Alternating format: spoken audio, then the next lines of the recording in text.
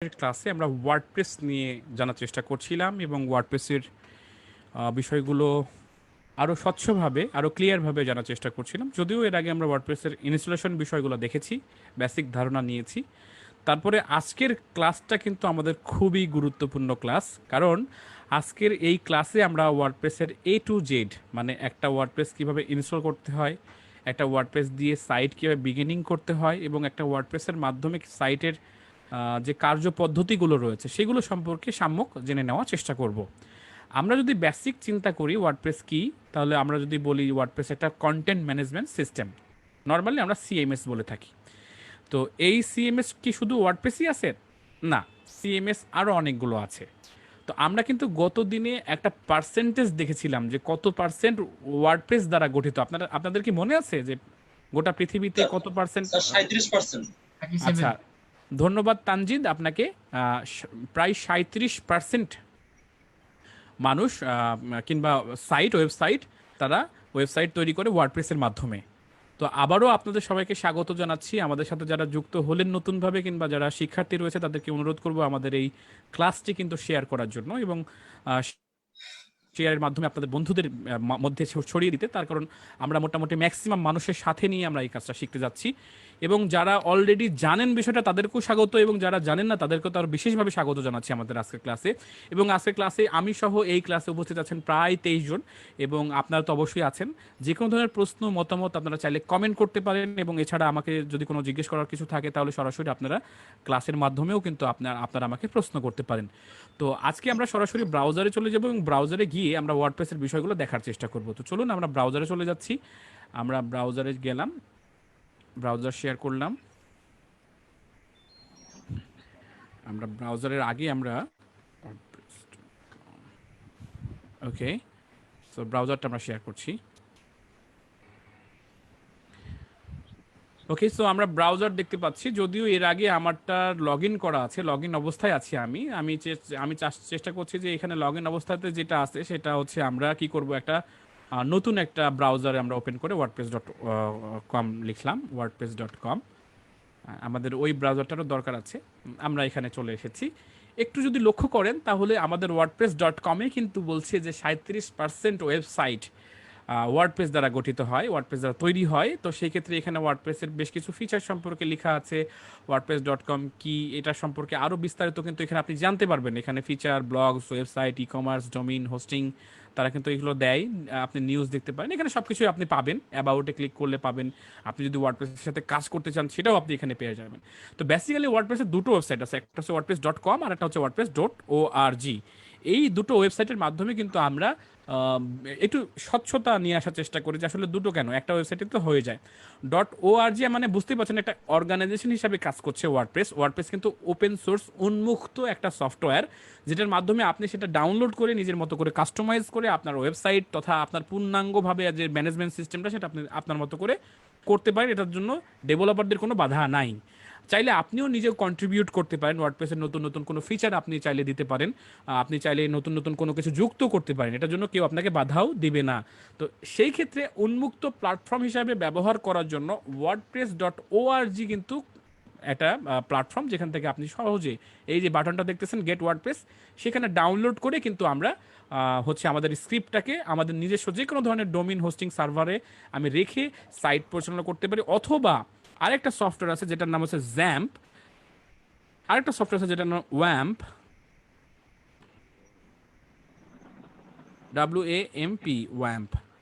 এই দুটো সফটওয়্যারের মাধ্যমে কিন্তু আপনার কম্পিউটারকে লোকাল সার্ভার হিসাবে ব্যবহার করেও কিন্তু আপনি ওয়ার্ডপ্রেসের কাজ শিখতে পারেন। এখন প্রশ্ন হচ্ছে যে স্যার আমাদের প্রসিডিওরটা কি, ওয়ার্ডপ্রেস কাজ করার জন্য আমরা কি করব আগে? স্যার স্ক্রিন দেখা যায় না স্যার, আপনার স্ক্রিনটা দেখা যাচ্ছে না। কোন স্ক্রিন দেখা যাচ্ছে না? পরের যে মানে মুডটা নিলেন, এই যে আপনার প্রাইভেট মুডে যে ব্রাউজারটা করলেন। হ্যাঁ আচ্ছা, এটা একজন আমাকে বলার দরকার ছিল। যাই হোক, আমরা আরেকটা স্ক্রিন দেখতে পাচ্ছি এখন, তাই না? নিশ্চয় দেখতে পাচ্ছি। জি স্যার।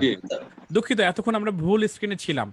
আমরা এখন আছি wordpress.com, wordpress.org, জ্যাম্প এবং ওয়াম্প।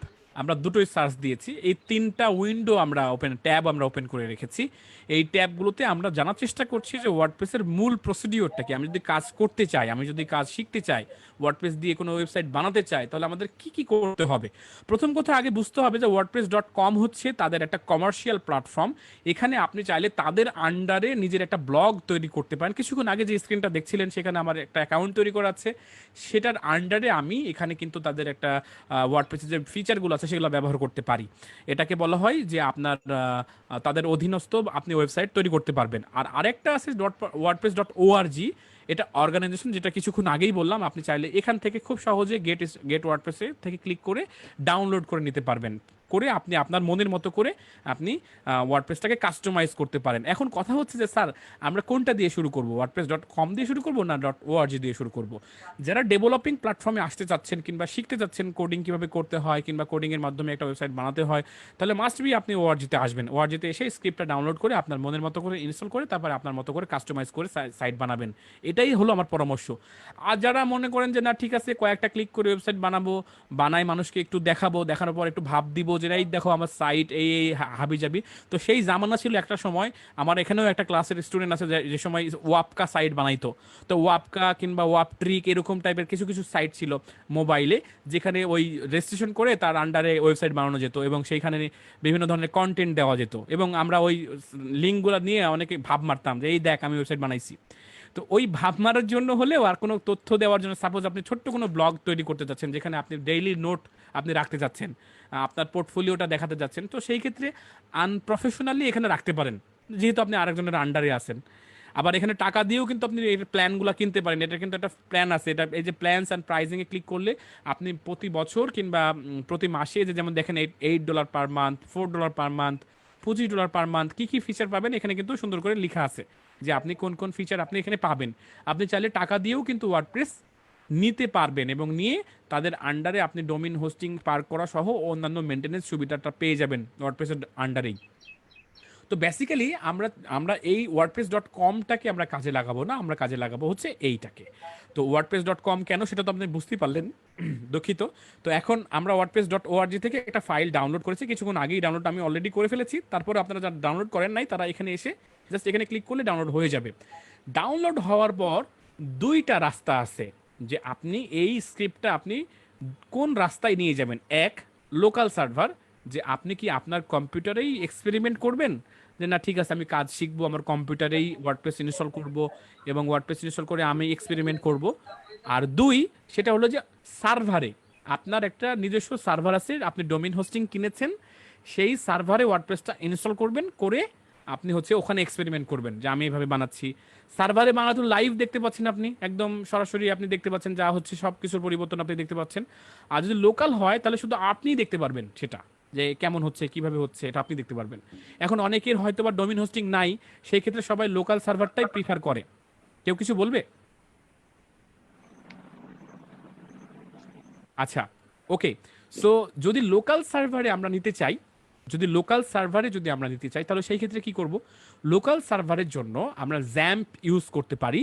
এটা লোকাল সার্ভারের জন্য একটা সফটওয়্যার যেটা আপনার নর্মাল কম্পিউটারকে আপনার সার্ভার হিসাবে রূপান্তর করে দিবে। আরেকটা আছে ওয়াম্প। এই দুটোই সিমিলার সফটওয়্যার, তবে তুলনামূলকভাবে জ্যাম্পটা একটু জনপ্রিয়। এইটা এখানে আমি যদি জ্যাম্প লিখে সার্চ দেই তাহলে আমাদের কিন্তু একটা অনেকগুলো লিঙ্ক চলে আসছে, তার ভিতর থেকে যে সোর্স ফোর্স যেটা .net আছে, এখান থেকে আমরা এখানে ক্লিক করব। এখানে ক্লিক করলে ডাউনলোডের লিঙ্কও পেয়ে যাব। আমরা ক্লিক করলাম, এখানে দেখুন ডাউনলোড সবুজ বাটনটা আছে, এখানে ক্লিক করলেই কিন্তু 100 মেগাবাইটের একটা সফটওয়্যার ডাউনলোড হবে আপনার কম্পিউটারে। এবং ডাউনলোড হওয়ার পর সেখান থেকে আপনি সহজে আপনি ইনস্টলও করতে পারবেন। আমরা জানি নর্মালি যে সফটওয়্যারগুলো ইনস্টল করতে হয় নেক্সট ফিনিশ এরকম টাইপের সফটওয়্যার ইনস্টল হয়ে গেলে আমি যদি একটা স্ক্রিন আপনাকে শেয়ার করি তাহলে আপনি দেখতে পারবেন যে কেমন হবে শেয়ার করার পরে বেসিক্যালি এটা ওপেন হলে কেমন হবে। এটা দেখতেই পাচ্ছেন একটা স্ক্রিন, জ্যাম্পের কন্ট্রোল প্যানেলে আমরা দেখতে পাচ্ছি। আমরা যে জ্যাম্প ব্যবহার করছি সেটা 3.2.4 ভার্সনের। এটা রিলিজ হয়েছে মনে হয় জুনের 5 তারিখে, 2019। তো দেখতেই পাচ্ছেন আমরা অ্যাপাচি এবং মাই এসকিউএল যে সার্ভিসটা আছে, যে মডিউলটা আছে, সে দুটো আমরা চালু করে রেখেছি। দেখুন এখন আমার এই দুটো কিন্তু চালু অবস্থায় আছে। আপনার যখন এরকম প্রথমবার ওপেন হবে, এখানে আপনার কয়েকটা এরর হতে পারে যে এই পোর্টগুলো আপনি খুঁজে নাও পেতে পারেন, যে ঠিক আছে এখানে আমি চালু করতেছেন কিন্তু চালু হচ্ছে না, এরর আসতেছে। তো সেই ক্ষেত্রে আপনি যেটা করবেন সেটা হলো স্কাইপ থাকলে সেটাকে কুইট করবেন অথবা আনইনস্টল করবেন। স্কাইপ যদি রানিং থাকে তাহলে সেটাকে কুইট করবেন, ক্লোজ করবেন। এবার রানিং থেকে ক্লোজ করে দিলেই আপনার এই পোর্টগুলো ওপেন হবে, কারণ স্কাইপই ব্যবহার করার সময় একটা নির্দিষ্ট পোর্ট ব্যবহার হয়। তো অনেক সময় জ্যাম্পের এবং স্কাইপের একই পোর্ট ব্যবহার হওয়ার জন্য জ্যাম্প রান হতে চায় না। তো সেই ক্ষেত্রে আপনাকে মাস্ট বি এটা নিশ্চিত হতে হবে যে অ্যাপাচি এবং মাই এসকিউএল যে মডিউল দুটো রয়েছে এটা যেন অবশ্যই চালু থাকে।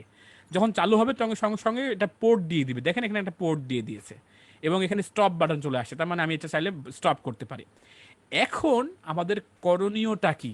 করণীয়টা হচ্ছে এখান থেকে এক্সপ্লোরার নামের একটা বাটন আছে, সেখানে আপনি ক্লিক করেন, তাহলে আপনার একটা উইন্ডো ওপেন হবে। আমরা চলে যাচ্ছি সেখানে, আমরা ফোল্ডার শেয়ার করে দিলাম।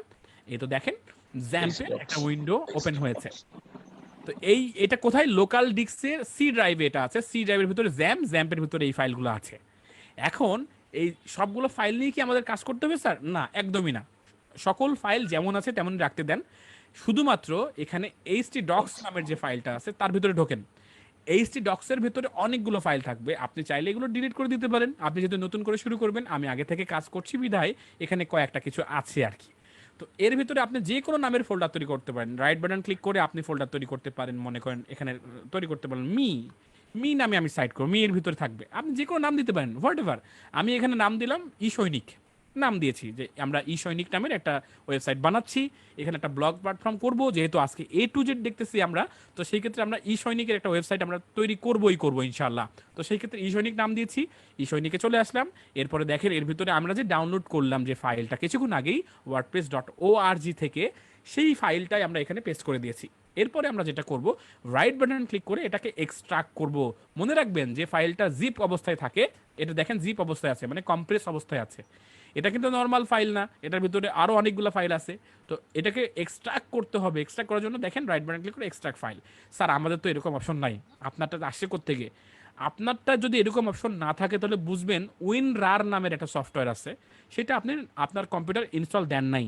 যদি উইনরার নামে সফটওয়্যারটা ডাউনলোড করে ইনস্টল দেন মাত্র 5 মেগাবাইট সামথিং, তো সেই সফটওয়্যারটা দিলে আপনি সহজে যে কোনো জিপ ফাইল জিপ করতে পারবেন, এক্সট্রাক্ট করতে পারবেন, হোয়াট এভার আপনি যেটা চান।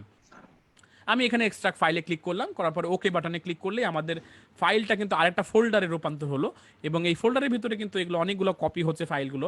এখন আমাদের করণীয়টা কি? আমাদের করণীয়টা হচ্ছে জিপ যদি মানে এক্সট্রাক্ট কমপ্লিট হয়ে যায়, ওখানে একটা এখানে দেখাচ্ছে কিন্তু আপনারা দেখতে পাচ্ছেন না হয়তো বা, পার্সেন্টেজ দেখাচ্ছে যে কত পার্সেন্ট এটা এক্সট্রাক্ট হয়েছে। তো আমার অলরেডি এই তো শেষ, অলরেডি আমার মোটামুটি এক্সট্রাক্ট করা শেষ। এরা শব্দের মাধ্যমে জানাই দিল। এর ভিতরে ফাইল দেখেন আরও অনেকগুলো ফাইল। এই যে দেখেন এগুলোকে আমরা সবগুলো কপি করব, কাট করব, Ctrl+X, তার মানে কাট হলো, কাট। এখন আমরা কয়েকটা ধাপ পরে আসি, দেখেন htdocs এর পরে ই সৈনিকের পরে ওয়ার্ডপ্রেস এর ভার্সন, তারপরে আবার আরেকটা ওয়ার্ডপ্রেস ফাইল আছে।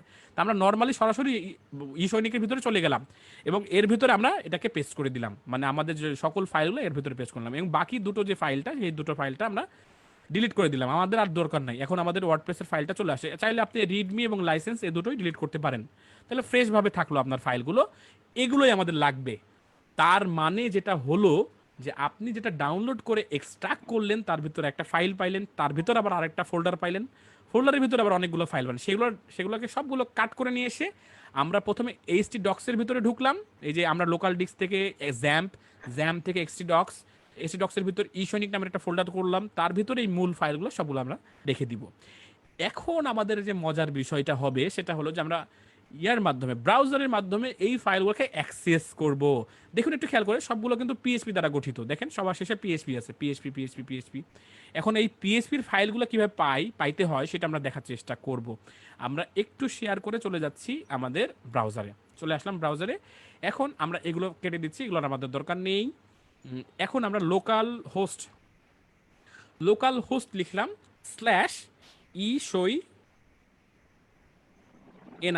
/ই সৈনিক, যেটা আমাদের ফোল্ডার নেম। অবশ্যই মনে রাখতে হবে আপনাকে যে আপনার এই লোকাল হোস্ট স্ল্যাশের পরে যে লেখাটা আপনি দিচ্ছেন ই সৈনিক, এই বানানটা ঠিক আছে কিনা।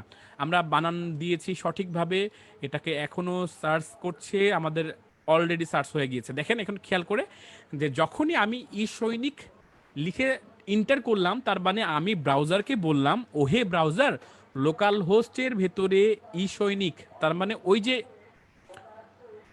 যে আমাদের যে হচ্ছে ই সৈনিক নামের যে ফোল্ডারটা করলাম সেটা লোকাল হোস্টের ভেতরে লেখা আছে, এবং লোকাল হোস্ট মানে আমাদের এইচটি ডক্স, এটা মনে রাখতে হবে।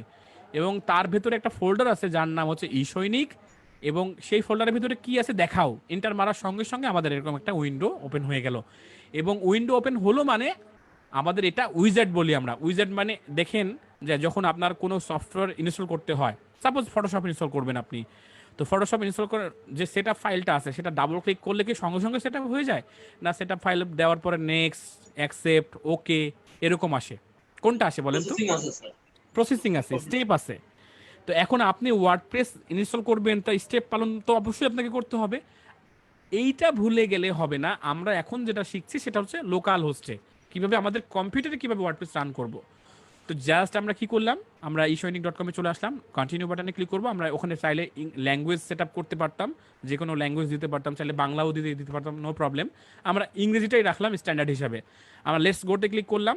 লেটস গো এর আগে কিন্তু এটা মেসেজ ছিল, সেটা হলো যে তোমার যদি এটা করতে চাও তাহলে মাস্ট বি তোমাকে ডাটাবেস ক্রিয়েট করতে হবে, ডাটাবেস ইউজার নেম পাসওয়ার্ড লাগবে, সেগুলো কিন্তু আগে তোমাকে তৈরি করতে হবে। তো তৈরি করার জন্য আমরা আরেকটা পদ্ধতি অবলম্বন করব, সেটা হলো নতুন ট্যাবে যাব, যাওয়ার পর লোকাল হোস্ট স্ল্যাশ পিএইচপি মাই ADMIN পিএইচপি মাই অ্যাডমিন লিখে এন্টার প্রেস করব। যে স্যার এই পিএইচপি মাই অ্যাডমিন আবার কি, খায় না গায়ে মাখে, এইগুলো আবার কি, ডাটাবেস কেন ক্রিয়েট করবো আমরা স্যার, হুদাই খালি ঝামেলা বাড়াইতেছেন, সহজে কাজ হয় না? হয় রে বাপু, কাজ হয়, সহজেও কাজ হয়, কিন্তু কথা হচ্ছে যে একটু খাবেন, একটু গোলাই খাবেন না, একটু না খাইলে তো শুধু ওপর ওপর পানি খাবেন, একটু মজা নিয়ে খাইতে হবে। তো সেই ক্ষেত্রে এই পিএইচপি মাই অ্যাডমিনের মাধ্যমে এই যে জটিল জটিল যে ডাটাবেসগুলো রয়েছে, আপনি তো কোনো কোড করতে চাচ্ছেন না, জাস্ট ক্লিক করবেন ডাটাবেস ক্রিয়েট হয়ে যাবে। মনে করেন আপনার স্কুল আছে, একটা স্কুলের স্টুডেন্টের তালিকা তৈরি করবেন, সেই তালিকা করতে না জানি কত কষ্ট করতে হতো আপনার HTML দিয়ে। টেবিল তৈরি করো, টেবিলের ভিতরে আবার সব কিছু করো, এগুলা করার পরে আবার ডাটাগুলো ইনপুট দাও, এডিট করো, একটা ট্যাগ ক্লোজ না হলে সেটা আবার মানে ঠিক করো, সব মিলাই কত ঝামেলা। তো আপনাকে প্রথমবারের মতো এই পিএইচপি মাই অ্যাডমিনটাকে একটা ডাটাবেস তৈরি করে ওয়ার্ডপ্রেসের সাথে চিনাই দিতে হবে যে ওই ওয়ার্ডপ্রেস আমার কাছে তো ডাটাবেস আছে, যত ধরনের ডাটা এই ডাটাবেসের ভিতরে তুমি সেভ করবা। তো সেই জন্য আমরা চলে আসলাম পিএইচপি মাই অ্যাডমিনে। এটা সমস্ত কিছু এই পিএইচপির যে পিএইচপির যে ডাটাবেসগুলো সেগুলো যুক্ত করে রাখে এবং সংরক্ষণ করে রাখে বলে পিএইচপি মাই অ্যাডমিন নামটা হয়েছে। এখন এখানে ডাটাবেসে আপনি ক্লিক করেন, ডাটাবেসে ক্লিক করলে ডাটাবেসের যেগুলো আগে থেকে ক্রিয়েট করা আছে সেগুলো দেখাবে।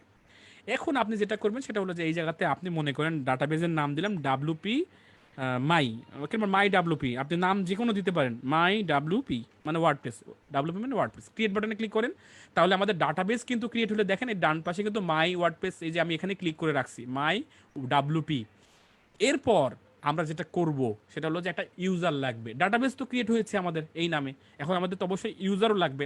এখানে প্রিভিলেজেস নামের একটা অপশন আছে, এই জায়গাতে ক্লিক করেন, এখানে ক্লিক করলে দেখেন অ্যাড ইউজার অ্যাকাউন্ট বলে অপশন চলে আসছে, মারেন ক্লিক। দেখেন এখানে কি কি চাই, বলতেছে আপনার নাম দেন, আপনি যে কোনো নাম দিতে পারেন, আমি দিলাম স্বপ্ন। এরপরে এখানে লোকাল হোস্ট, এখানে লোকাল হোস্ট হবে সবসময়ের জন্য লোকাল হোস্ট, এখানে হোস্ট নেমের জায়গাতে আপনি লোকাল হোস্ট দিয়ে দিবেন। পাসওয়ার্ডের জায়গাতে আপনি এখান থেকে জেনারেট করতে পারেন যে কোনো পাসওয়ার্ড, আমি একটা জেনারেট করে নিলাম স্ট্রং পাসওয়ার্ডের জন্য, অথবা আপনার নিজের মতো করে পাসওয়ার্ড দুই জায়গাতে একই রকম দিতে পারেন। একবার জেনারেট করলে ওইটা সেটাকে কপি করলেই হয়ে যায়, দুই জায়গাতে অটোমেটিক্যালি নিয়ে নেয়। এরপরে নিচের দিকে নামেন, নামার পরে চেক অল ক্লিক করলেন, মানে সকল আমার ফিচারগুলো দাগ লাগবে। নেওয়ার পর জাস্ট এই গো বাটনে ক্লিক করেন, তাহলে আমাদের ইউজার নেমও ক্রিয়েট হয়ে গেল। এখন একটু খেয়াল করে দেখেন আমরা স্যার কিন্তু, স্যার হ্যাঁ বলেন। প্রিভিয়াসে কোনটা, মানে আমি নেম পর্যন্ত আছি, ক্রিয়েট টেবিল নেম এখানে আছে, তারপরে কি করব? তারপরে ভিডিও দেখে আপনি পরবর্তী সময় সেট আপ করে নেবেন, কারণ আমি পর্যায়ক্রমে আপনার সাথে সাথে আমি যদি যাই তাহলে আমার অনেক সময় লাগবে। আপনি ভিডিওটা দেখবেন, দেখার পরে আপনি পেছনে যাবেন, ওখানে নেম দিতে হবে, পাসওয়ার্ড দিতে হবে, লোকাল হোস্ট দিতে হবে। আপনি ভিডিওটা দেখে পরবর্তী সময় আপনি সেট আপ করতে পারবেন আর কি। এখন আপনার সাথে সাথে গেলে আমার সময় অনেক লাগবে আর কি। তো আমরা কি করলাম, ডাটাবেস ক্রিয়েট করলাম, ডাটাবেসের নাম দিয়েছিলাম কি বলেন তো, মনে আছে আমাদের? বলেন তো। ডব্লিউপি ডব্লিউপি না WP না, কি ছিল ডাটাবেসের নাম? মাই ডাব্লিউপি।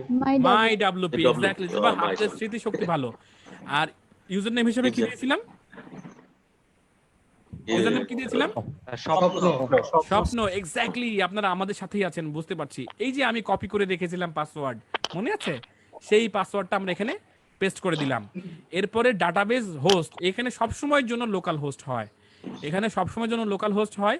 টেবিল প্রিফিক্স যেটা, সেটা আপনি ইচ্ছা মতো পরিবর্তন করতে পারেন, তবে ডাব্লিউপি রাখা ভালো, মানে লোকাল হোস্টে ডাব্লিউপি রাখাই ভালো। আমি জিহাদের সুবিধার্থে আমরা আরেকটা ডাটাবেস ক্রিয়েট করে দেখাবো। জিহাদ যেহেতু বুঝতে পারেন নাই, এখানে প্রথম কথা হচ্ছে যে আমি এখানে যে কোনো নামে, যেমন সাপোজ আমি এখানে নাম দিলাম হচ্ছে ইউডাব্লিউপি, মাই ডাব্লিউপি করছিলাম, এবার ইউডাব্লিউপি দিলাম, দিয়ে ক্রিয়েট বাটনে ক্লিক করলাম। এখানে দেখেন আরেকটা ডাটাবেস তৈরি হলো। এরপরে প্রিভিলেজেসে ক্লিক করলাম, নিউ ইউজারে ক্লিক করলাম। এখানে আমি নাম দিতাম হচ্ছে জিহাদ নাম দিলাম, জিহাদ। এখানে অ্যানি হোস্টের জায়গাতে লোকাল হোস্ট। স্যার নামটা কি ইচ্ছা মতো দেওয়া যায়? অবশ্যই ইচ্ছা মতো দেওয়া যায়। নামটা একটু ইউনিক হতে হবে, অন্য যেন ইউজার নেমের সাথে মিলিয়ে না যায়। যেমন আমি স্বপ্ন নামের আরেকটা ইউজার খুলতে পারবো না, তো সেই ক্ষেত্রে নামটা সবসময় ইউনিক ব্যবহার করবেন। তারপর এখানে লোকাল হোস্টটি সিলেক্ট করতে হবে। জাস্ট জেনারেট বাটনে ক্লিক করলে পাসওয়ার্ড জেনারেট হবে একটা, তেমন কিছুই না, জাস্ট পাসওয়ার্ড জেনারেট হলো, দুই জায়গাতে কপি হয়ে গেল অটোমেটিকলি। এখানে আপনি এই পাসওয়ার্ডটা কপি করবেন, চেক অল প্রিভিলেজে ক্লিক করে জাস্ট গো বাটনে ক্লিক করলেই আমাদের নতুন ইউজার ক্রিয়েট হয়ে গেল, সিম্পল। জাস্ট এরপরে এসে আপনি এখানে ওইগুলো তথ্যগুলো এখানে ইনপুট করে দিবেন, কোনো আগে পিছিয়ে কিচ্ছু দেওয়ার দরকার নাই। মাই ডাব্লিউপি, স্বপ্ন, password, local host, WP, clean. তারপর জাস্ট সাবমিট বাটনে ক্লিক করেন, রান দ্য ইনস্টলেশন। কেউ কিছু বলবেন? স্যার আমি স্যার সালমান।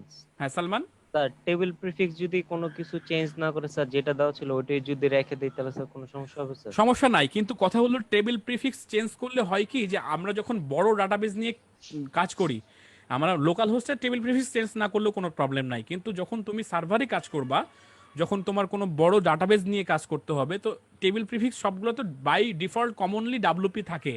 তো টেবিল প্রিফিক্স একটু চেঞ্জ করে দিলে হয় কি, যে তুমি ইউনিক টেবিল প্রিফিক্স পাইলা, পরবর্তী সময় ডাটাবেস ইম্পোর্ট এক্সপোর্ট করতে তোমার সুবিধা হবে, এবং সেগুলোকে আলাদা করতে পারবা, যে কোনগুলো তোমার ওই সার্ভারের, কোনগুলো তোমার ওই সার্ভারের। মানে মাল্টিপল যখন ডকুমেন্ট নিয়ে কাজ করবা, মাল্টিপল ডাটাবেস নিয়ে কাজ করবা, তখন টেবিল প্রিফিক্স আলাদা হওয়ার কারণে চেনা যাবে যে কোন সার্ভারের কোন ডাটাবেস। আমার কথা কি বুঝতে পারছো? জি স্যার। ওকে, তাহলে আমরা প্রায় শেষ পর্যায়ে চলে আসছি, তাই না? জাস্ট রান দ্য ইনস্টলেশনে ক্লিক করলেই আমাদের এইটা কি হবে, আমাদের ইনস্টলেশন রান হয়ে গেল। এখন বলতেছে যে এই তোমাদের নাম কি? তো বললাম স্যার আমাদের নাম তো সৈনিক। এই যে নাম দিয়ে দাও, তাহলে এই নাম দিয়ে দিল। ইউজার নেম হিসেবে কি দিবা? মাস্ট বি অ্যাডমিন দিবেন না আপনারা। ইউজার নেম এই অ্যাডমিন আর অ্যাডমিন পাসওয়ার্ডটা দেওয়ার দরকার নাই, এটা লোকালেই হোক আর যেখানেই হোক। পাসওয়ার্ড দেওয়ার অভ্যস্ত করেন ভালোভাবে। এখানে আপনি দিতে পারেন যে ডাব্লিউপি অ্যাডমিন দিতেই পারেন, আপনি দিতে পারেন স্যার। হচ্ছে মাই অ্যাডমিন। আমার কথা কি বুঝতে পারছেন? বলেন। স্যার, হ্যাঁ, স্যার বলছি কি, এখানে যে পাসওয়ার্ড বা ইউজার নেম দিতে হবে, এটা কি আমাদের ওয়ার্ডপ্রেসের লগইন? এটা ওয়ার্ডপ্রেসের ইউজার নেম পাসওয়ার্ড, এক্স্যাক্টলি। আমরা ওয়ার্ডপ্রেসে যে নামে ঢুকবো, যে পাসওয়ার্ড দিয়ে ঢুকবো, সেটাই হচ্ছে এইটা। আর এতক্ষণ যে ইউজার নেম পাসওয়ার্ড দিলাম, জিহাদের জন্য ডাবল করে দেখালাম, সেইটা হচ্ছে ডাটাবেজের, সেটা একবারই লাগবে, সেটা আর লাগবে না, কখনোই প্রয়োজন নাই ওটার। কথা কি বোঝা গেছে? এখন ইচ্ছা মতো এখানে আপনি অ্যাডমিনের সাথে কিছু যুক্ত করেন, অথবা যে কোনো নাম দিতে পারেন। যে নাম দিলেন হচ্ছে যদু, নো প্রবলেম। হ্যাঁ, আপনি মধুও দিতে পারেন, নো প্রবলেম। তা আমি এখানে দিলাম my admin, my WP admin, no problem. এটা আপনি দিলাম, দেওয়ার পরে আমি এখানে দিলাম হচ্ছে, মনে করেন হচ্ছে SDF 159753। এটার একটা প্যাটার্ন আছে। SDF কেন দিলাম? 159753 হচ্ছে একটা প্যাটার্নে আমি বোঝাবনি, কিবোর্ডের একটা প্যাটার্ন আর কি। যাই হোক, আমরা এখানে কপি করলাম, কনফার্ম। আচ্ছা, কনফার্ম যেহেতু আমি এটা দুর্বল পাসওয়ার্ড বলতেছে, তারপর আমি কনফার্ম করলাম। কনফার্ম করার পরে এখানে যে পাসওয়ার্ডটা দিবেন, এই ইমেল অ্যাড্রেসটা দিবেন। যদি কখনো পাসওয়ার্ড ভুলে যান, তাহলে যেন রিসেট করতে পারেন, এরকম ইউজার নেম পাসওয়ার্ড দিবেন। তো আমি এখানে আমারটা দিয়ে দিলাম। দেওয়ার পরে জাস্ট ইনস্টল ওয়ার্ডপ্রেস। একটু খেয়াল করেন, সাইট টাইটেলের জায়গাতে আপনার সাইটের নাম, ইউজার নেমের জায়গাতে আপনি ওয়ার্ডপ্রেস দিয়ে যেটাকে আপনি লগ ইন করবেন সেইটা। তারপরে হচ্ছে কনফার্ম পাসওয়ার্ডের জায়গাতে কনফার্ম পাসওয়ার্ড করবেন, এখানে পাসওয়ার্ড দিবেন। যদি এটা উইক দেখায়, তাহলে এখানে অবশ্যই টিক চিহ্ন দিতে হবে, তা না হলে কিন্তু ইনস্টল নিবে না। পাসওয়ার্ড কঠিন দিতে হয়। বলেন। একদম নিচের একটা টিক মার্ক আছে না sir, search engine visibility, sir ওটা কি করতে হ্যাঁ, হবে? সেটা জানাচ্ছি। তো সেই ক্ষেত্রে এটা দিয়ে পাসওয়ার্ড কঠিন দিয়ে দিলেন, কনফার্ম পাসওয়ার্ড করলেন, উইক পাসওয়ার্ড, তারপর আপনি ইমেল অ্যাড্রেস দিলেন। এখন এটা যেহেতু আমাদের সার্চ ইঞ্জিনে যাচ্ছে না, আমরা লোকালি কাজ করছি, তো সেই ক্ষেত্রে প্রতিটা ওয়েবসাইট তৈরি করার পর, ওয়ার্ডপ্রেস ওয়েবসাইট তৈরি করার পর নিজস্বভাবে সার্চ ইঞ্জিনের জন্য জায়গা তৈরি করে দেয় যে ঠিক আছে তুমি আমার দেখো ভেতরে কি আছে। আর এটা যদি আমি টিক মার্ক দিয়ে দিই তাহলে নো ফলো হয়ে যাবে, যেন সার্চ ইঞ্জিন তখন আমার সাইটটা খুঁজে পাবে না। আমরা আন্ডারগ্রাউন্ড কোনো সাইট কাজ করি যে সাইটে মানুষ পাবলিক ওয়াইজ না, আমাদের নিজেদের জন্য, তাহলে এটা আমরা টিক চিহ্ন দিয়ে দিব। তো জাস্ট এরপরে ইনস্টল বাটনে ক্লিক করব, তাহলে আমাদের ওয়ার্ডপ্রেস ইনস্টল প্রসেসটা শেষ হবে। দেখেন এটা গোল গোল ঘুরতেছে, তার মানে প্রসেস হচ্ছে, আমাদের ওয়ার্ডপ্রেস প্রসেস হচ্ছে। এর ফাঁকে আমরা যেটা করতে পারি সেটা হলো যে আমরা, আমাদের নিশ্চয়ই মনে আছে যে আমরা হচ্ছে ইয়া করছিলাম, যে আমাদের হচ্ছে কি করছিলাম বলেন তো, আমাদের ই সৈনিক নামের একটা ওয়ার্ডপ্রেস ইয়া করছিলাম না, ডোমেইন হোস্টিং খুলছিলাম না, মনে আছে আমাদের? মনে আছে? জি স্যার, মনে আছে। আচ্ছা, এই ই সৈনিকের সাথে যদি আমরা, একটা তো দেখালাম হচ্ছে কিভাবে লোকাল সার্ভারে ইনস্টল করতে হয়, এবার আমরা দেখব যে সরাসরি সার্ভারে ওয়ার্ডপ্রেস কিভাবে ইনস্টল করবেন সেই বিষয়টি। তা আমাদের যদি মনে থাকে যে ই সৈনিকের হচ্ছে আমরা তৈরি করেছিলাম, এখন এই ই সৈনিকেরটাই আমরা জাস্ট এখন মানে সার্ভারে কিভাবে ইনস্টল দিব সেটা আমরা দেখার চেষ্টা করব। তো সেই জন্য আমাদের যেটা করতে হবে সেটা হলো যে ই সৈনিকের আমাদের এখানে যাইতে হবে ishoinik.com/cpanel। এইটা দিয়ে যখন আপনি এন্টার করবেন তখন অটোমেটিকলি রিডাইরেক্ট হবে।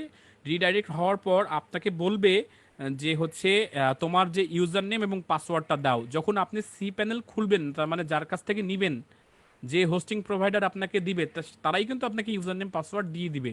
তো সেই ক্ষেত্রে আমরা ইউজার নেম দিলাম এখানে সৈনিক, এবং পাসওয়ার্ডও এখানে আমি দিয়ে দিলাম। তারপরে লগ ইন বাটনে ক্লিক করলাম, দেখেন লগ ইন হয়ে গেছে আমাদের, কিন্তু সি প্যানেল লগ ইন হলো। কিভাবে আসলাম? ishoinik.com/cpanel লিখে। পাসওয়ার্ড, ইউজার নেম পাসওয়ার্ড কোথায় পাইলাম? আমি যদি ডোমেইন হোস্টিং যার কাছ থেকে কিনবো সেই আপনাকে এগুলো প্রোভাইড করবে। এটা কিন্তু সার্ভার থেকে আসছে। দেখেন একটু খেয়াল করে, সার্ভারের নিচের দিকে অনেকগুলো অপশন আছে। তো আমরা আগে দেখি যে আমাদের ইনস্টলেশন হলো কিনা। দেখেন আমাদের লোকাল সার্ভারে কিন্তু সাকসেস দেখাচ্ছে, তার মানে আমাদের সার্ভার রেডি। তো এইখানে কিন্তু আমরা হচ্ছে লগ ইন বাটনে ক্লিক করব, এবং আমরা যে ইউজার নেম পাসওয়ার্ড দিয়েছিলাম, ইউজার নেম কি দিয়েছিলাম বলেন তো? মাই ডাব্লুপি অ্যাডমিন, এবং পাসওয়ার্ড দিয়েছিলাম SDF159753। এরপরে লগ ইন বাটনে ক্লিক করি। লগ ইন বাটনে ক্লিক করার আগে রিমেম্বার মি লেখা আছে যেখানে, সেখানে যদি টিক মার্ক দিয়ে লগ ইন করতেন তাহলে আপনাকে বারবার লগ আউট করে দিত না। এখন ব্রাউজার কেটে দিলেই লগ আউট হয়ে যাবে, আবার এসে আপনাকে লগ ইন করতে হবে। আর রিমেম্বারে ক্লিক করে রাখলে আর লগ আউট হবে না। দেখেন আমরা ফাইনালি আমাদের যে ওয়ার্ডপ্রেসের কাঙ্ক্ষিত যে ওয়ার্ডপ্রেস, সেটা কিন্তু আমরা সার্ভারে, লোকাল সার্ভারে, কোথায়? লোকাল সার্ভারে আমরা ইনস্টল করতে পারলাম। দেখেন এখানে ইনস্টল হয়ে গেছে। এখন আমরা এই জিনিসটাই আমরা দেখব যে কিভাবে সার্ভারে করতে হয়। এরপরে আমরা দেখবো সাইট কিভাবে বানাতে হয়। সার্ভারে চলে গেছি আমরা। সার্ভারে ম্যাক্সিমাম সার্ভারের নিচের দিকে দেখবেন যে ওয়ার্ডপ্রেস বলে একটা অপশন থাকে, ম্যাক্সিমাম সার্ভারে এটা থাকবেই। তো সেই জন্য আপনি যদি নাও থাকে তাও একটা কাজ করতে পারবেন, সেটা হলো যে ফাইল ম্যানেজারে যান। আমাদের যেমন মোবাইলে ফাইল ম্যানেজার থাকে, ফাইল ম্যানেজারে গেলে সকল ফাইল কিন্তু দেখাবে। যেমন দেখেন আমরা কপি পেস্ট করছিলাম না এইচটি ডক্সের ভিতরে, এর ভিতরে পাবলিক আন্ডারস্কোর এইচটিএমএল আছে। আমাদের লোকাল সার্ভারে এইচটি ডক্স ছিল, আর আমাদের যে সার্ভারটা আছে সেই সার্ভারে আমাদের আছে পাবলিক আন্ডারস্কোর এইচটিএমএল। তো এখন এই পাবলিক এইচটিএমএল এর ভিতরে আমরা যা দেখব তাই ishoinik.com এ শো করবে। এর ভেতরে আপনি আপলোড ফাইল আছে, সেই আপলোড ফাইলের মাধ্যমে আপনি সিলেক্ট করে দিলেন। সিলেক্ট করার পরে যেখান থেকে আপনি ডাউনলোড করছিলেন সেটা সিলেক্ট করে দিলে এটা আপলোড হয়ে যাবে, মানে আমাদের ওয়ার্ডপ্রেস ফাইলটা। আমাদের ওয়ার্ডপ্রেস ফাইলটাকে আমাদের আগে এই জায়গাতে আপলোড করতে হবে। আপলোড করে নিলে তখন আমাদের এখানে কি হবে, এখানে আমাদের ওয়ার্ডপ্রেসটা চলে আসবে। তো আমরা আরো শর্টকাটে চাচ্ছি। আপাতত আমাদের তো এই ইনডেক্স, তারপরে যে এই ফাইলগুলো তো দরকার নাই, কারণ আমরা একটা ডেমো রাখছিলাম, এগুলো আমরা ডিলিট করে দিলাম। এগুলো দরকার নাই। আর এই দুটো ফাইল থাকুক, নো প্রবলেম, এগুলো দরকার নাই। আমরা চলে যাচ্ছি হচ্ছে, স্যার হ্যাঁ বলো। আমি কিছুক্ষণ আগে স্যার ishoinik.com এ ঢুকছিলাম স্যার, কিছু এই ফাইলগুলো ছিল, মানে এটা ডেমো ছিল, কিন্তু এখন এই যে রিলোড দিলাম স্যার, ওটা নাই স্যার, আইবি কাজ করছে।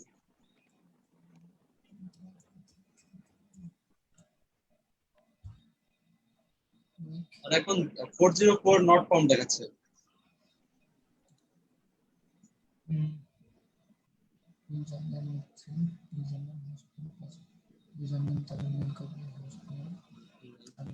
স্যার আপনার মাইক্রোফোন মিউট হয়ে গেছে স্যার।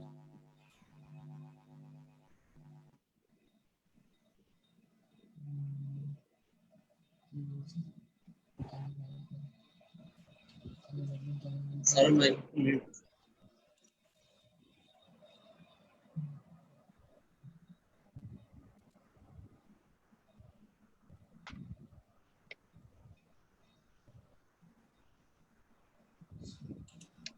দুঃখিত, আমরা একটু ইন্টারনেটের সমস্যা ছিল। আচ্ছা ওকে, আমরা তাহলে তাহলে আমরা যেটা করছিলাম যে ডাউনলোড, এখন কিছুক্ষণ আগেই যেহেতু একটা ফাইল ছিল ইন্ডেক্স ডট এইচটিএমএল এ, ইন্ডেক্স ডট এইচটিএমএল ফাইল ছিল, সেটা হচ্ছে ওই ইয়াতে ছিল, আমাদের পাবলিক এইচটিএমএল ভিতরে ছিল, সেটা ডিলিট করার কারণে আমাদের মূল সাইটে আর কিছু দেখাচ্ছে না। তো এখন আমরা ওয়ার্ডপ্রেস এখানে আপলোড করে এক্সট্রাক্ট করতে পারি, এবং এক্সট্রাক্ট করার পর সেটাকে আমরা যেভাবে নর্মালি যে প্রসেসগুলো নেক্সট নেক্সট করে আমরা ওয়ার্ডপ্রেস ইনস্টল দিলাম সেরকম করেও করতে পারে। আরেকটা সহজ পদ্ধতি আছে। ম্যানুয়াল পদ্ধতিটা হচ্ছে প্রথমে আপনাকে আপলোড করতে হবে, আপলোড করে ওইরকম ডাটাবেস তৈরি করতে হবে। ডাটাবেস তৈরি করার পদ্ধতি হচ্ছে, এখানে দেখেন পিএইচপি মাই অ্যাডমিন এখানে আছে, এখানে ক্লিক করলে আমরা যেমন করে হচ্ছে পিএইচপি মাই অ্যাডমিন দেখছিলাম ওই অমন করেই এখানে পিএইচপি মাই অ্যাডমিন দেখতে পারবেন। আমরা আগে ম্যানুয়ালটা শিখি, কারণ একটু সময় লাগলো আমাদের ম্যানুয়ালটা শেখা উচিত, কারণ সব সি প্যানেলে এরকম নিচের দিকে ওয়ার্ডপ্রেস নাও থাকতে পারে। এটা একটা এক্সটার্নাল অ্যাডঅনসটা আপনার সি প্যানেলে নাও থাকতে পারে, তো সেই ক্ষেত্রে আপনাকে অবশ্যই ম্যানুয়ালটা শিখে রাখতে হবে।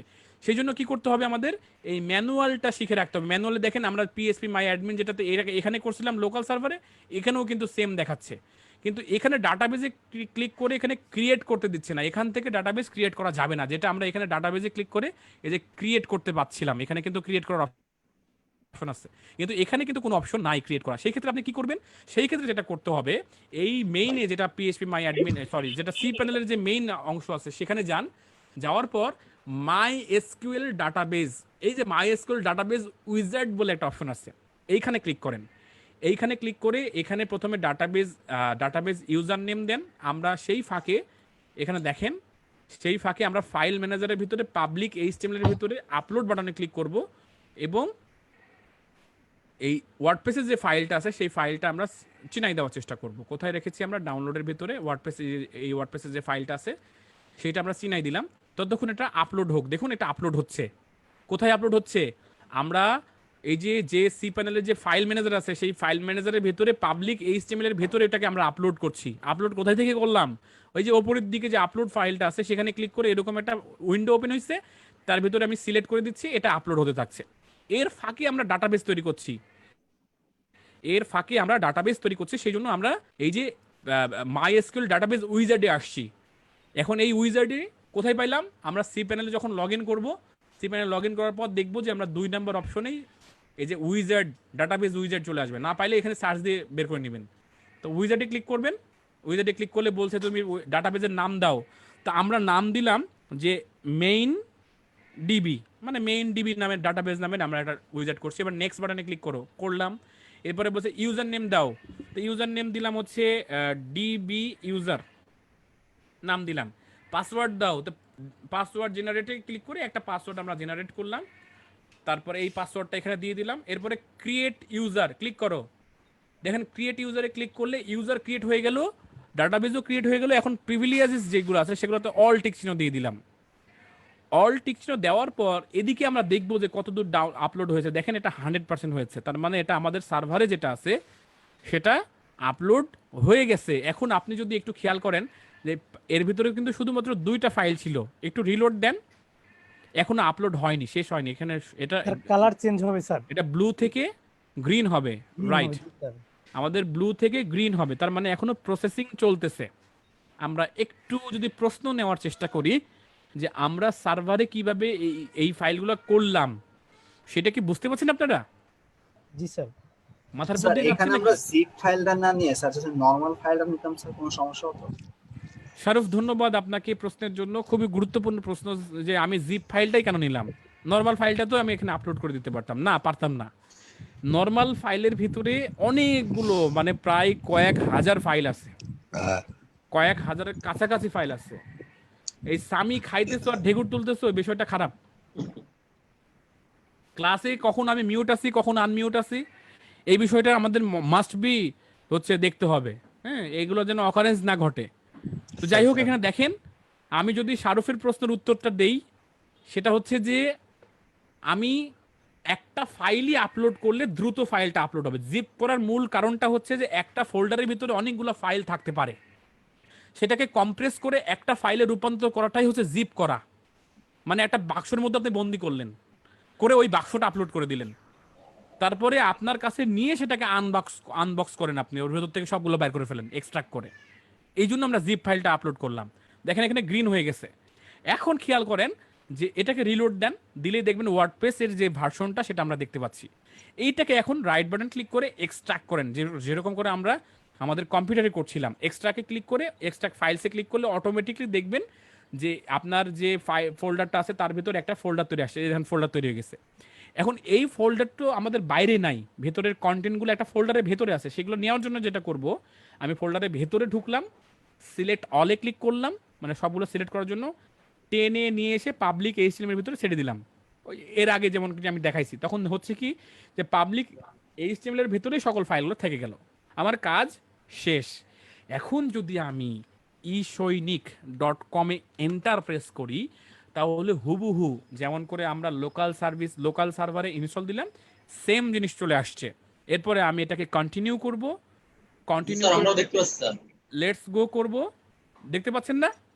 স্যার আমি ডাইরেক্ট মানে আপনার এটা অনলাইনে দেখছি স্যার। হ্যাঁ, অনলাইনে ওখানে নেক্সট করার দরকার নাই, ওই জায়গায় তো আপনি আর ইউজার নেম পাসওয়ার্ড পাবেন না, আমার কাছে আছে, কথা বুঝছেন? ও তো স্যার ঠিক আছে। সেই ক্ষেত্রে আপনারা না করে একজন আমি করি, তো এই জায়গাতে আমার পাসওয়ার্ডটা আগে পেস্ট করে দিলাম। এটা মাথায় রাখবেন, আমরা অনেক সময় যেটা ভুল করি, পাসওয়ার্ডটা কপি করে আরেকটা জিনিস কপি করে ফেলি, পাসওয়ার্ডটা থাকে না। তো সেই ক্ষেত্রেই যে আমি পাসওয়ার্ডটা কপি করছিলাম সেটা আমি এখানে পেস্ট করে দিলাম। আবার ওই যে উইজার্ডে চলে গেলাম, যাওয়ার পর দেখেন এটা ইউজার, এই ইউজারটা আমরা কপি করলাম, চলে গেলাম এখানে ইউজার নেমের জায়গাতে ইউজার দিয়ে দিলাম। এরপরে দেখেন হচ্ছে এখানে, এরপরে দেখেন এই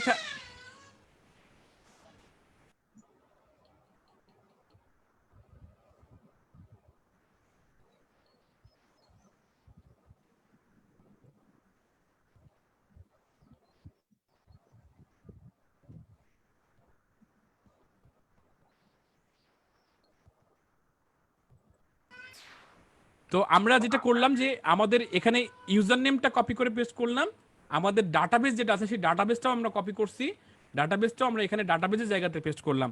এখন একটু যদি ভালো করে খেয়াল করেন, লোকাল হোস্ট আর সার্ভারের মধ্যে একটা ছোট্ট পার্থক্য আছে।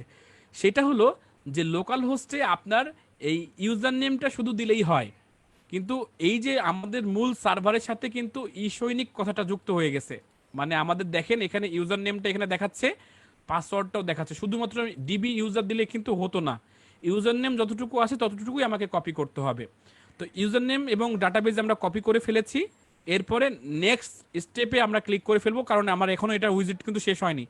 এখন কিন্তু শেষ হলো যে ঠিক আছে তোমার উইজার্ড শেষ হলো, তোমার ইউজার নেম পাসওয়ার্ড কমপ্লিট হয়ে গেছে। দেখেন এখানে দেখাচ্ছে আর কি।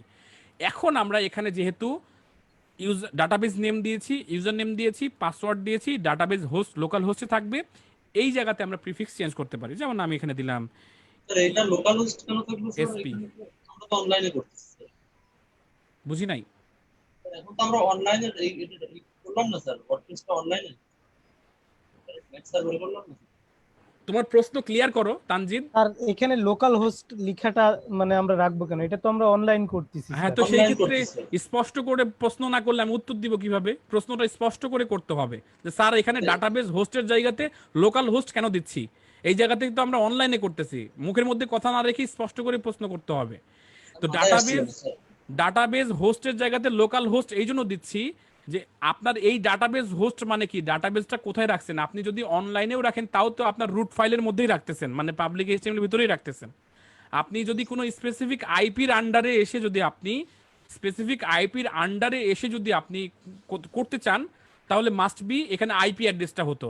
তো যেহেতু আমরা আমাদের ফাইলটা আমাদের সার্ভারেই রাখতেছি, সেটা অনলাইন হোক আর অফলাইন হোক, মানে আমাদের কম্পিউটারেই কিংবা আমাদের সার্ভারেই রাখতেছি, সেই জন্য ডাটাবেস হোস্ট অলওয়েজই লোকাল হোস্ট হবে। আমার কথা কি বোঝা গেছে? জি স্যার। এখন টেবিল প্রিফিক্সটা দেখেন, টেবিল প্রিফিক্সটা আমরা ইচ্ছা মতো দিলাম, ইএসপি দিলাম, এটা আপনার ইচ্ছা মতো দিবেন, যাতে করে আমি কিছুক্ষণ আগে যেমন সালমানের উত্তরে বলেছিলাম যে একটু ইউনিক করার জন্য। তো এখানে দেখেন সবকিছু যখন ঠিক থাকবে তখন সাবমিট বাটনে ক্লিক করব। সাবমিট বাটনের পরে তখন বলছে অল রাইট স্পার্কি, মানে বলতেছে অল রাইট স্পার্কি, একটু ফ্র্যাঙ্কলি বলতেছে যে ঠিক আছে তোমার কাজ শেষ, এখন তুমি রান ইনস্টল করতে পারো। এখন রান দ্য ইনস্টলেশনে ক্লিক করলাম, করার পরে সাইট টাইটেলের জায়গাতে এখন আপনি এখানে আপনার সাইটের টাইটেলটা দিতে পারেন ই সৈনিক। ইউজার নেমের জায়গাতে আপনি এখানে একটা ইউজার নেম দেন, সাপোজ আমি এখানে দিলাম হচ্ছে দিলাম সাইট অ্যাডমিন ADMIN। এখানে পাসওয়ার্ডের জায়গাতে যে কোনো একটা পাসওয়ার্ড দেন, সাপোজ আমি দিলাম হচ্ছে আপাতত একটা পাসওয়ার্ড দিয়ে রাখি, পরে আমরা চেঞ্জ করব।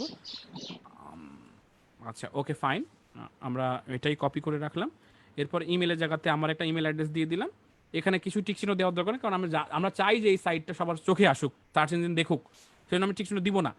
জাস্ট এবার ইনস্টল ওয়ার্ডপ্রেসে ক্লিক করলেই আমাদের এটা ইনস্টলেশন প্রসেস শুরু হবে।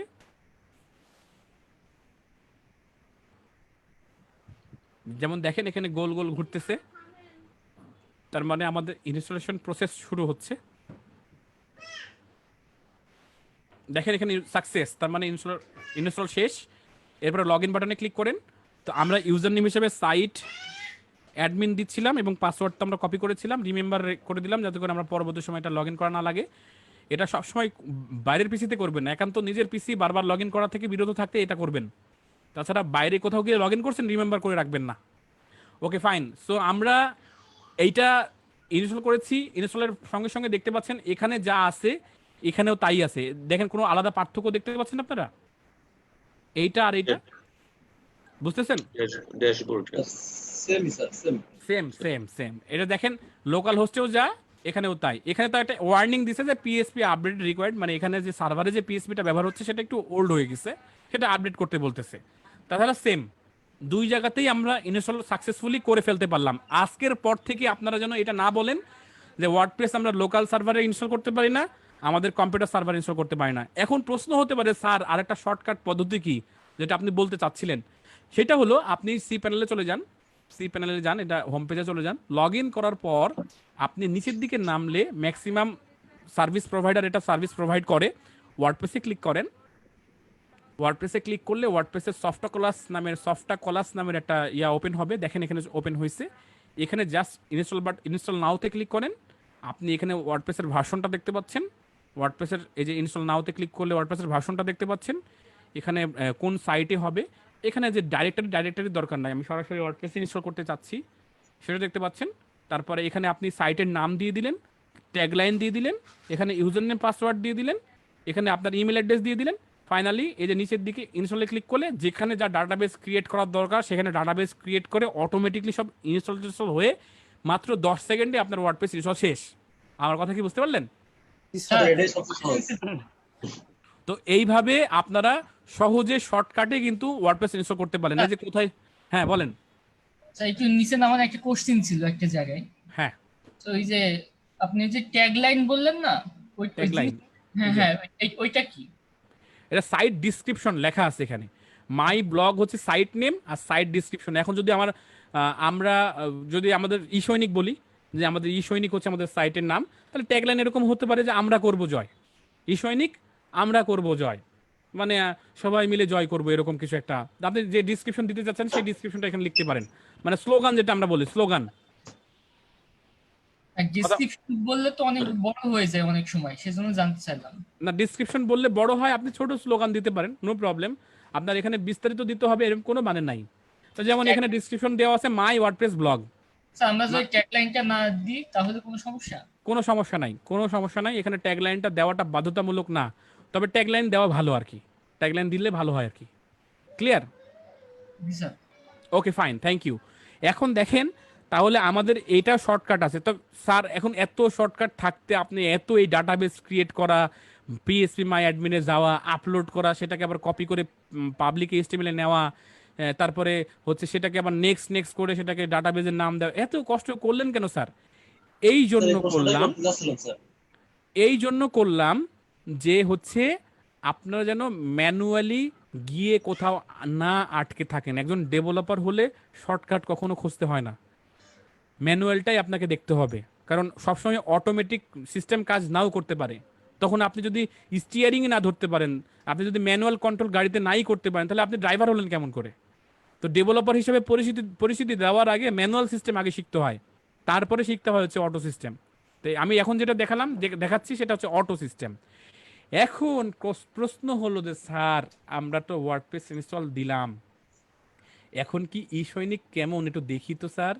জাস্ট আপনি এখানে এই ভিজিট ক্লিক সাইটে করে ক্লিক করেন, ভিজিট। ভিজিট সাইটে ক্লিক করেন, ishoinik.com-এ যান, দেখেন এই যে হ্যালো ওয়ার্ল্ড। আমরা কোনো কোড করলাম না, কোনো পিএসপি করলাম না, কিচ্ছু করলাম না, এই হ্যালো ওয়ার্ল্ড কেমনে আসলো বিষয়টা নিশ্চয়ই স্যার বুঝতে চলে পারছেন। আসছে স্যার। তার মানে হচ্ছে কি যে আমরা মোটামুটি একটা ওয়ার্ডপ্রেসের যে স্ট্রাকচারটা সেটা আমরা তৈরি করতে সক্ষম হলাম। কিন্তু আমাদের মূল উদ্দেশ্য কিন্তু এখনো শেষ হয়নি। আমাদের উদ্দেশ্য হচ্ছে যে একটা সাইট, ব্লগিং সাইট আমরা নির্মাণ করব। কি সাইট নির্মাণ করব? Blogging site. স্যার এখন আমরা চাইলে এই লোকাল সার্ভারেও কাজ করতে পারবো, এই যে এখান থেকে আমরা চাইলে অনলাইনেও কাজ করতে পারবো, এটা একই সিস্টেম। এইটা ভাইবেন না যে আপনার লোকাল সার্ভারে যেটা কাজ করতেছেন সেটা আলাদা, আবার যেটা আপনি হচ্ছে অনলাইনে যেটা কাজ করছেন সেটা আলাদা। একই রকম কাজ, দুটো আলাদা না, একই কাজ। তা আমরা লোকাল সার্ভারে না কাজ করে আমরা সরাসরি অনলাইনে করি, তাহলে সবাই দেখতে পারবে একসাথে। তো আমরা অনলাইনেই রাখলাম এবং অনলাইনে রাখার পাশাপাশি সবগুলো ডিলিট করে দিলাম, মানে সবগুলো ট্যাব আমরা মুছে দিলাম, কারণ আমার আরও অন্য কোনো ট্যাবের কোনো কাজ নাই। আমাদের এই মূল ড্যাশবোর্ডটা যেটা আছে সেটাতেই কাজ। এখন ড্যাশবোর্ডে আসার পর সর্বপ্রথম আগে চেক করে নেবেন যে আপনার কোনো আপডেট আছে কিনা। দেখেন এখানে আপডেট লেখা আছে।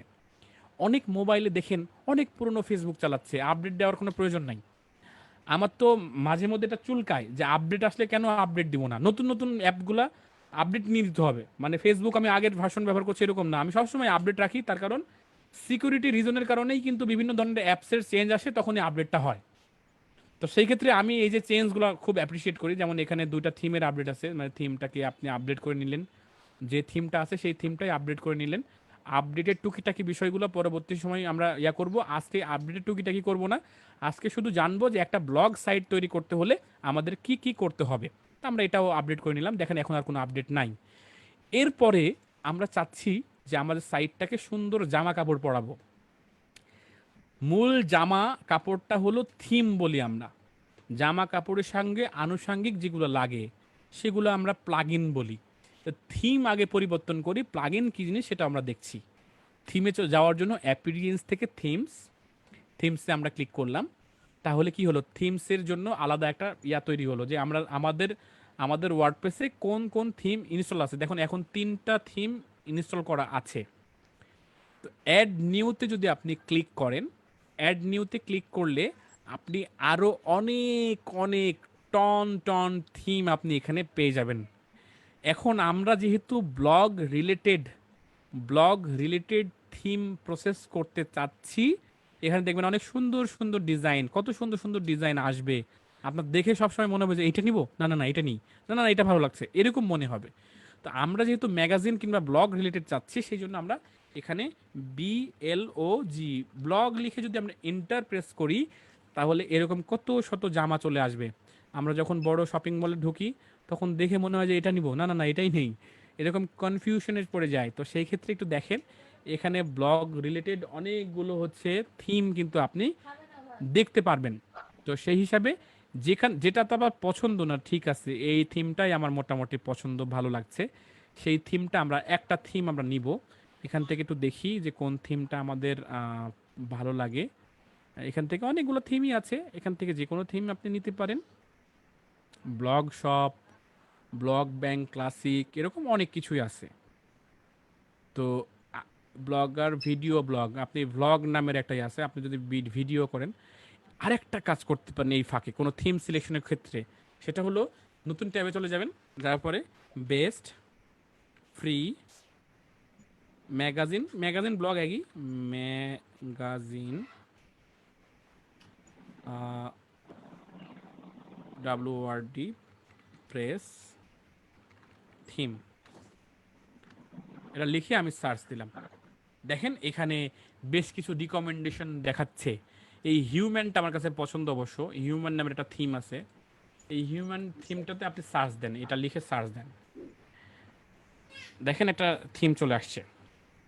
দেখেন এই থিমটা আসছে, আপনি থিমের উপর যদি ক্লিক করেন তাহলে থিমের এখানে রিভিউ ভালো, এটা প্রায় 651 জন এটা রিভিউ করছে 5 স্টার, তার মানে এটা বেশ ভালো থিম। তো তো সেই ক্ষেত্রে আপনি জাস্ট ইনস্টল বাটনে ক্লিক করেন।